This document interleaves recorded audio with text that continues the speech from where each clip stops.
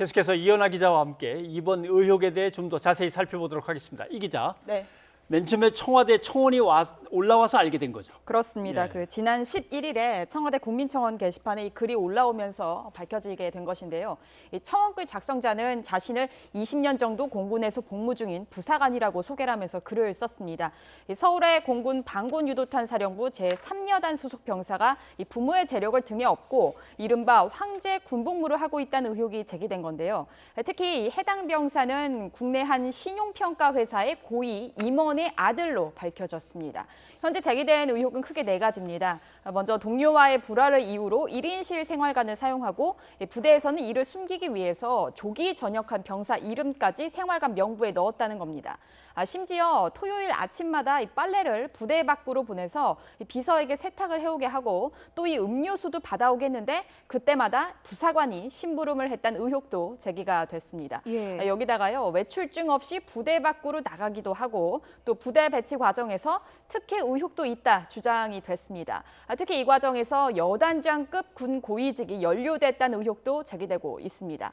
군 관련 시민단체는 이런 의혹에 대해서 한 번도 들어본 적이 없는 황당한 경우다라고 목소리를 높이고 있는데요. 들어보시죠.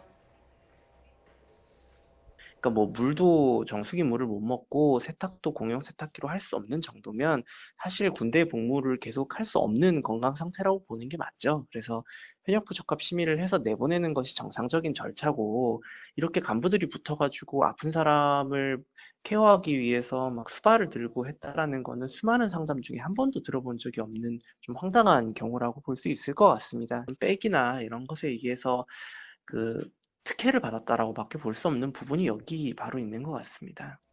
예, 그런데 해당 병사가 지금 휴가 중이라서 더 논란이 되고 있는 것 같아요. 네, 일단 이 자신에 대한 의혹이 청와대 국민청원 게시판에 게시된 게 지난 11일이었는데요. 예. 지난 11일부터 현재까지 피부질환 치료를 목적으로 청원 휴가를 나갔습니다. 현재 부대 밖 병원에서 입원 중인데 하지만 이 사전의 진단서는 제출하지 않은 것으로 확인이 됐습니다.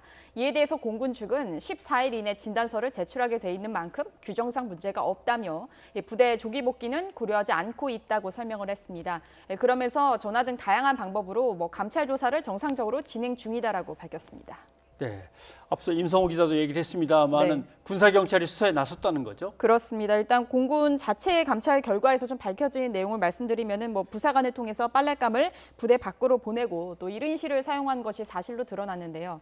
공군 측은 해당 병사가 피부병 등을 앓고 있고 동료들과 사이가 좋지 않아서 1인실을 사용하게 했다고 해명을 했습니다. 예. 근데 보통 이 생활관의 경우는요, 6명에서 한 8명 정도의 병사들이 함께 사용을 합니다. 예. 현재 관련 의혹에 대해서 군 감찰과 말씀하신 대로 군사 경찰도 수사를 진행 중입니다.